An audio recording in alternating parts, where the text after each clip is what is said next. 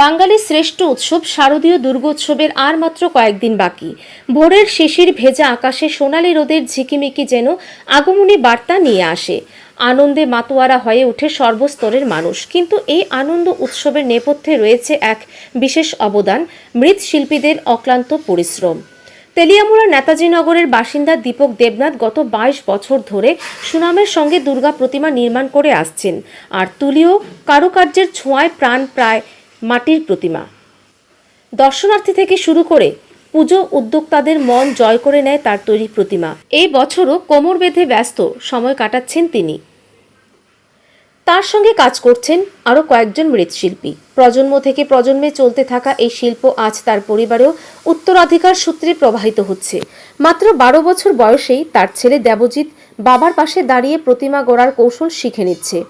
বর্তমানে ইংরেজি মাধ্যম স্কুলের 5ম শ্রেণীর ছাত্র হলেও দেবজিতের মনে রয়েছে শিল্প চর্চার গভীর টান।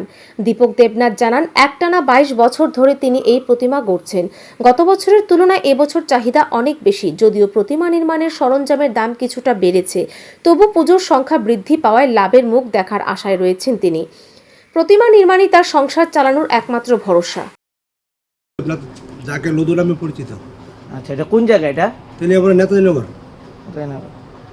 কত বছর ধরে আপনার এই মূর্তির পেশার সাথে জড়িত বা মূর্তি বানাইতেছেন? আমি আজকে 22 বছর ধরে এই কাজে জড়িত।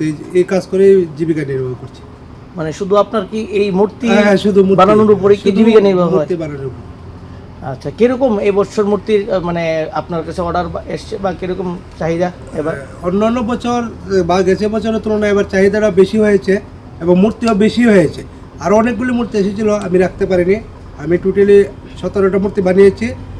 25টাতে 26টা মূর্তি এসেছিলো, ওগুলি ছেড়ে দিয়েছি। আপনি সময়ের অভাবে রাখতে পারেননি? সময়ের অভাবে রাখতে পারিনি। তো কি এবার মানে জিনিসপত্র বা আনুষঙ্গিক জিনিসপত্রের দাম কিরকম? এবার মূর্তি বানিয়ে আপনাদের মানে সংসার ঠিকঠাকভাবে প্রতিপাদন হয় মানে যে মানে রোজগারটা আসে এটা থেকে? হ্যাঁ, মূর্তি তো যে টাকা দিয়ে আমরা মূর্তি অর্ডার নেই এবং যা খরচ অনেক দিনও হয়েছে, খরচটা বেশি হয়ে গেছে। আমাদের অতটুকু লাভ হয় না যতটুকু হওয়ার কথা ছিল। ওটার মধ্যে আমরা জীবনযাপন করতে হয়। হ্যাঁ, মূর্তির জিনিসপত্রের দাম অতিরিক্ত বেড়ে গেছে। আমরা ওই তুলনা পয়সা এখনো আমরা পাইনি। মানে সে আপনার কথা ব্যতীত বোঝা যায় মানে আগের মতো সেরকম লাভের মুখ আপনারা দেখতে পাচ্ছেন না? লাভের মুখ এতটা দেখতে পাই না, কিন্তু পূজার পরিমাণ বেড়ে গেছে। হিন্দু পৌরাণিক কাহিনী অনুযায়ী মা দুর্গার মূর্তি গড়া হয় শুদ্ধ মাটি দিয়ে, যা জীবনের মৌলিকতা ও সৃষ্টির প্রতীক। মাটির প্রতিমা ব্যবহার করার প্রথার পেছনে বিশ্বাস হলো মানুষ মাটি থেকে সৃষ্টি এবং মাটিতেই লীন হবে। তাই মাটির প্রতিমা পূজিত হয়ে শেষে জলে বিসর্জন দেওয়া হয়, যা জীবনের ক্ষণস্থায়িত্ব ও চক্রাকার প্রবাহকে নির্দেশ করে। শাস্ত্রে উল্লেখ আছে যে দুর্গোৎসবের প্রতিমা নির্মাণে নদীর ঘাট, গঙ্গার পাড় কিংবা বিভিন্ন পুতস্থল থেকে সংগৃহীত মাটি মিশিয়ে প্রতিমা তৈরি করতে হয়। এর তাৎপর্য হলো সমাজের সর্বস্তরের ঐক্য, যা একসঙ্গে মিশে মা দুর্গার রূপে প্রতিফলিত হয়।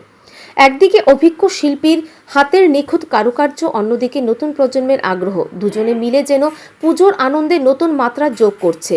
দীপক দেবনাথের প্রতিমা শুধু শিল্প নয়, তা তেলিয়ামুড়ার সাংস্কৃতিক ঐতিহ্যেরও এক মূল্যবান সম্পদ। উপস্থিত স্থানীয়রা মনে করছেন, বাবার অভিজ্ঞতার সঙ্গে ছেলের নবীন আগ্রহ মিলিয়ে এই শিল্প আগামী প্রজন্মেও বেঁচে থাকবে এবং দুর্গোৎসবের ঐতিহ্যকে আরও সমৃদ্ধ করবে। ব্যুরো রিপোর্ট, ঋদ্ধি নেটওয়ার্ক।